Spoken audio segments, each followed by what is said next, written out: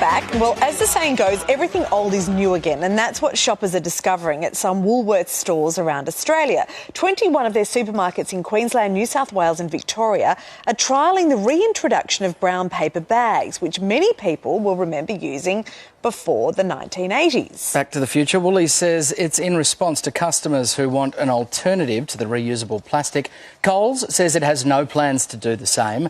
Our masters of spin are here to make sense of this for us, advertising and marketing experts Adam Ferrier and Matthew Bywater. Gentlemen, good morning. Adam, just when the backlash over the phasing out of plastic had ended, Woolworths has reminded us that we used to get carry bags for free. Does this work, do you think, for or against them? I think that's a great idea. There's a concept called the price placebo, which basically means the more you pay for something, the more you value it.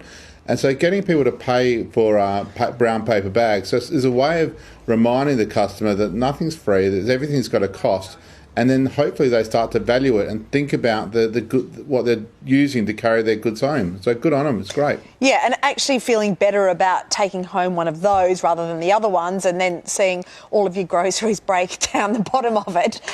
Matthew, why do this trial, do you think? Is Woolworths trying to gain an advantage over its rivals, or is it really because it is clearly better for the environment?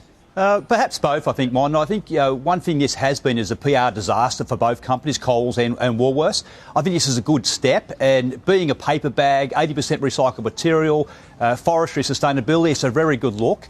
I also, too, like their bag for good, where you get to buy the old traditional green bag for, I think it's $1, and they'll replace it for life, or so they're claiming at the moment. So it's a step in the right direction, what has been a pretty bad PR problem for Coles and Woolworths. It's a smart move. To another issue, and Air Canada is accused of taking political correctness to, well, a new level by banning flight attendants from saying ladies and gentlemen during in-flight announcements. Instead, they are to use gender-neutral terms such as everybody, and they're not alone, with Canada's Ontario Police Department no longer releasing the gender of people charged with crimes or the gender of their victims.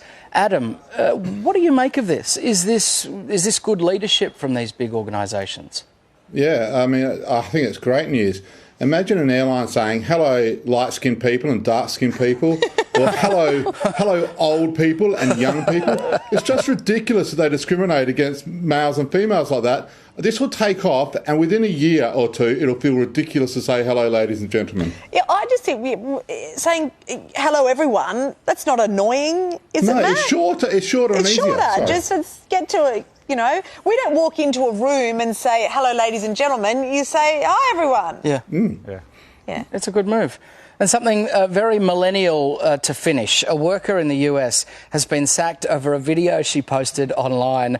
This shows how the Panera bread chain actually heats up frozen macaroni and cheese rather than making it fresh. The video was posted to the TikTok site and has been viewed just a lazy 10 million times. Matthew, can companies... I've actually tried this macaroni and cheese. It's quite tasty.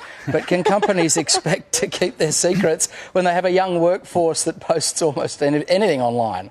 Yeah, they're impossible. I mean, this is just the reality of today with cell phones and millennials who like to share and put everything online.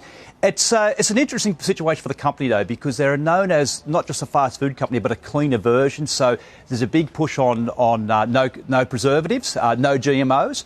So they've got to try and work this sort of messaging right now, is that frozen's not a bad thing. It's actually a healthier alternative if you can actually cut out a lot of preservatives. But the people are getting stuck on the frozen. Being in a plastic bag is for some reasons unhealthy, which it's not. Okay, yeah, and Adam has told us off air that actually the kids are doing it all the time that work in these fast food factories, and it's not bad for the company.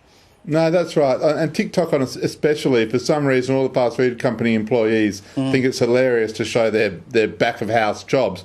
And so all these companies are growing up in a glass box now, and so they have to be transparent, so good on them. Yeah. There is a hygiene problem, though, with cell phones in the kitchen, which well, that's people true. are They're talking disgusting. about as well. Yeah. All right, thank you, Matt. Thank you, Adam. I'd still eat it. Don't go anywhere. Sunrise is back in a moment. I know.